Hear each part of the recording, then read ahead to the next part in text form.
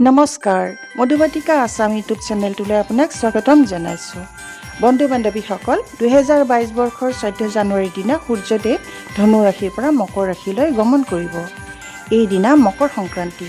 ভাৰতবৰ্ষত মকৰ সংক্ৰান্তিৰ দিনটো প্ৰায় সকলো ঠাইতে উলহ মালহেৰে পালন কৰা হয়। পোংগল, লোহৰী, মাঘৰ বিহু আদি সকলো মকৰ সংক্ৰান্তিৰে উৎসৱ। মকৰ সংক্ৰান্তিৰ আগদিনা মাঘ বিহুৰ উৰুকাৰ দিনা অসমত প্ৰায় সকলোৱে মিলিজুলি ভোজ ভাত খাই আনন্দ কৰে। পিছদিনা সংক্ৰান্তিৰ দিনা ভাৰতবৰ্ষৰ সকলোতে অগ্নি প্ৰজ্বলন কৰি তিল, ঘি আদিৰে আহুতি দি সূৰ্যাগ্নি পূজন কৰা হয় আৰু এই পৰম্পৰা অতীতৰে পৰা চলি আহিছে। আমাৰ অসমতো মেজি ঘৰ জ্বলাই তিল, মাহ আদিৰে সূৰ্যাগ্নি পূজা কৰি নাম সংকীৰ্তন কৰা হয়। মকৰ সংক্ৰান্তিত তিল, গুৰ, মাহ আদি খোৱা হয়। কোৱা হয় ভগৱান শ্ৰী বিষ্ণুৰ শৰীৰৰ ঘামৰ টোপালৰ পৰা তিলৰ উৎপত্তি হৈছিল। এই তিলৰ মহিমা অনেক। ভাতৰ লগত তিল, জব আদিৰে মৃত লোকৰ বাবে পিণ্ডদান কৰিলে মৃতকৰ আত্মাই স্বৰ্গত স্থান লাভ কৰে আৰু সেয়ে মৃতকৰ শ্ৰাদ্ধত তিলেৰে পিণ্ডদান কৰা হয়। পৌৰাণিক কাহিনী অনুসৰি সূৰ্যদেৱৰ দুগৰাকী পত্নী আছিল, এগৰাকী সন্ধ্যা আৰু আনগৰাকী ছায়া। সন্ধ্যাৰ পুত্ৰ যম আৰু কন্যা যমুনা। ছায়াৰ পুত্ৰ আছিল শনিদেৱ। মহা আকাশৰ কুম্ভ ৰাশিত ছায়া আৰু শনিৰ বাসস্থান আছিল। ছায়াই সূৰ্যৰ পুত্ৰ যমৰ প্ৰতি পক্ষপাতিতামূলক ব্যৱহাৰ কৰাৰ বাবে সূৰ্যদেৱৰ এবাৰ বৰ খং উঠিছিল আৰু খঙত ছায়া আৰু শনিক সূৰ্যলোকৰ পৰা উলিয়াই দিছিল। আৰু সূৰ্যদেৱ অসন্তুষ্ট তথা ক্ৰোধিত হৈ প্ৰচণ্ড শক্তিৰ দ্বাৰা কুম্ভ ৰাশিত দৃষ্টি নিক্ষেপ কৰাত কুম্ভ ৰাশি অৰ্থাৎ ছায়া আৰু শনিৰ গৃহ পুৰি ভস্ম হৈ গৈছিল আৰু ছায়া আৰু শনি গৃহহীন হৈ বহুত কষ্টৰে লতিঘটি হৈ ঘূৰি ফুৰিবলগীয়া হৈছিল। আনহাতে ছায়া আৰু শনিদেৱে সূৰ্যদেৱক শাপ দি ৰোগগ্ৰস্ত কৰে। সূৰ্যদেৱে শনি আৰু ছায়াৰ দ্বাৰা শাপগ্ৰস্ত হৈ কুষ্ঠ ৰোগত পীড়িত হ'ল আৰু এই ৰোগৰ পীড়াৰ পৰা মুক্তি পাবলৈ যমৰজাক তপস্যা কৰি সন্তুষ্ট কৰিলে।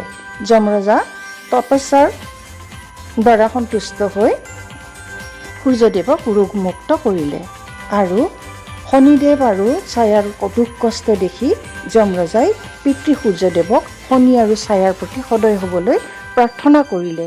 তেতিয়া সূৰ্যদেৱৰ খং হাম কাটিলে আৰু ছায়া আৰু শনিৰ ওচৰলৈ আহিল। কুম্ভ ৰাশিৰ সকলো তেতিয়া পুৰি ছাই হৈ গৈছিল। শনিদেৱে পিতৃ অহা দেখি মাত্ৰ এটা ঘটত কিছু তিল পালে আৰু সেই তিলেৰে পিতৃ সূৰ্যদেৱক পূজন কৰিলে। তেতিয়া সূৰ্যদেৱ পুত্ৰ শনিৰ প্ৰতি অত্যন্ত সন্তুষ্ট হৈ মকৰ ৰাশি নিৰ্মাণ কৰি শনিক গৃহদান কৰিলে আৰু সূৰ্যদেৱ শনিক লগ পাবলৈ মকৰ ৰাশিলৈ আহিলে মকৰ সংক্ৰান্তি হয় আৰু প্ৰতি বছৰে সূৰ্যদেৱ এবাৰ মকৰ ৰাশিলৈ আহে। এমাহৰ বাবে মকৰ ৰাশিত থাকে। এই সময়ছোৱাক সৌৰ মাঘ মাহ বোলা হয়। মকৰ ৰাশিত শনিদেৱে পিতৃৰ পৰা সকলো ঐশ্বৰ্য সম্পদ ঘূৰাই পাইছিল।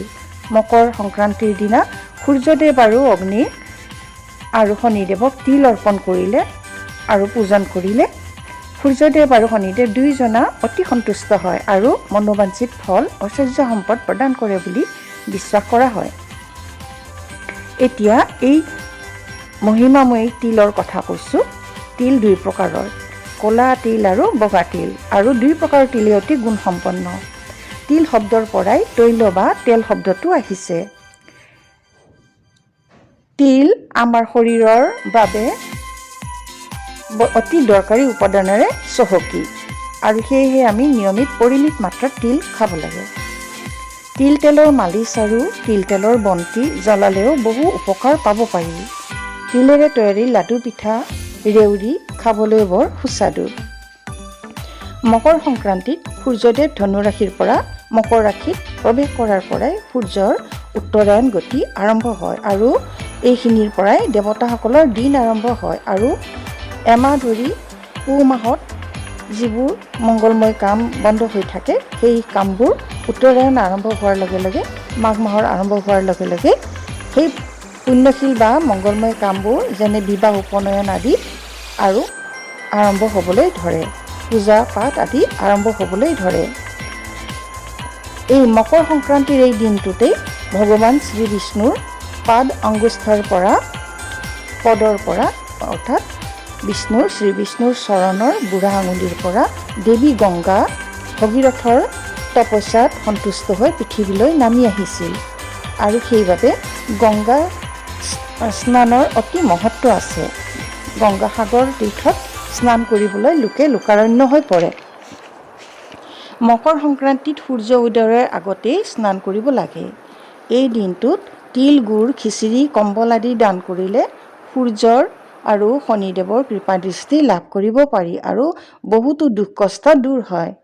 বন্ধু বান্ধৱীসকল, মধু বাটিকা অসম চেনেলটোত জীৱনৰ প্ৰতি প্ৰয়োজনীয় কথাবোৰ দিয়া হয়।